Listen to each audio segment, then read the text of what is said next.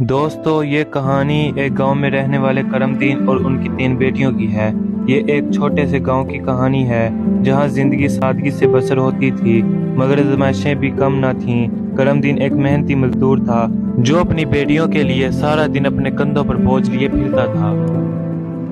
करमदीन जब घर जाता है तो सबसे छोटी अपनी बेटी को कहता है कि खाने के लिए कुछ लाओ।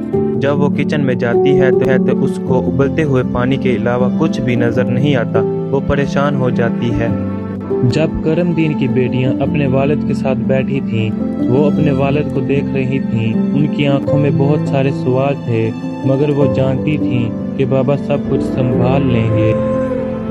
नन्ही फिजा, बाबा क्या आज की तरह कल भी कुछ खाने को ना मिलेगा? ये बोलकर नन्ही फिजा छत पर आकर आसमान की तरफ देखती है।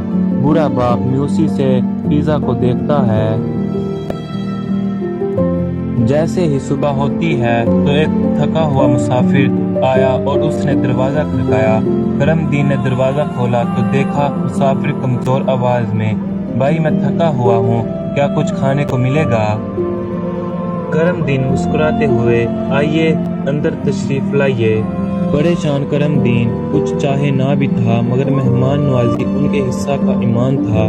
करमदीन के पास जो भी बचा कुचा कुछ था उसने मुसाफिर को खाने के लिए दे दिया। करमदीन की बड़ी बेटी निम्रा हैरान होकर, बाबा हम क्या खाएंगे? करमदीन हल्की मुस्कुराहट के साथ, बेटा जब हम किसी की मदद करते हैं तो अल्लाह हमारी मदद फरमाता है। करमदीन की तीनों बेटियां निम्रा, फिजा और ज़ैनब ने एक दूसरे को देखा और खामोशी से सर हिला दिया।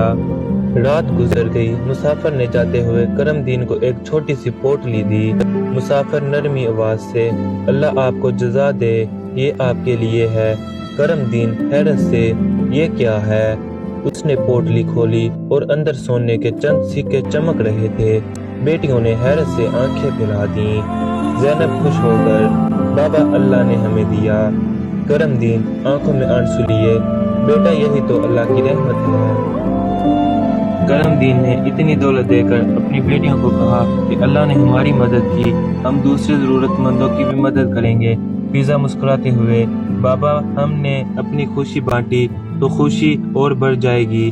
करमदीन नरमी से, बेटा असल रिज़्क वो होता है जो दूसरों के साथ बांटा जाए। गांव वाले खुश थे और अल्लाह के करम पर सबके दिल शुक्रगुजार थे। गांव वाले खुश होकर इन सब को दुआएं देते हैं। बस मंजर पर सबके दिल शुक्रगुजार थे। गांव वाले खुश होकर इन सब को दुआएं देते हैं। बस मंजर में खुशी की मौसीकी बजने लगती है और कहानी अपने अख्ताम को पहुंच जाती है।